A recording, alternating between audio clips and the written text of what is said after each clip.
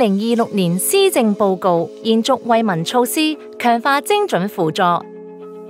增進民生福祉。特區政府延續各項惠民措施，並貫徹精準輔助方針，調升多項相關津貼和補助。合資格居民非強制央積金個人賬戶嘅一次性啟動金為1萬澳門元，向所有個人賬戶額外注入7000澳門元。繼續推行經完善嘅現金分享計劃，符合條件嘅永久性居民每人獲發1萬元，非永久性居民每人獲發6000元，醫療券700元。繼續向參加內地基本醫療保險制度嘅合資格澳門居民發放上限1000澳門元嘅津貼，覆蓋範圍擴展至廣東全省及福建省。鼓勵優生多育，結婚津貼調升至4000元，繼續發放出生津貼6500元，續推育兒津貼計劃，向3歲以下嬰幼兒發放為期1至3年嘅津貼，每年18000元。延續電費、水費補貼、車資優惠，推出新一期持續進修發展計劃。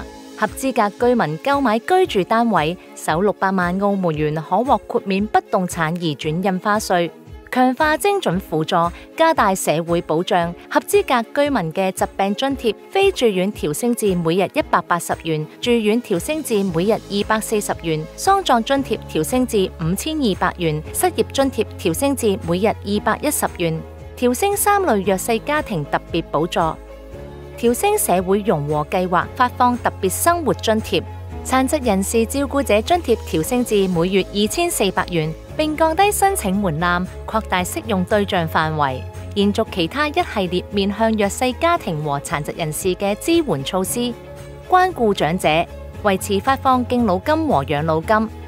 重視教育，繼續向學校、合資格學生和教學人員發放各類津貼，延續對僱員嘅職業稅扣減和退稅措施，繼續推行支持青年到大灣區就業資助計劃，向工商業者及相關人士繼續實施多項稅費豁免或扣減措施。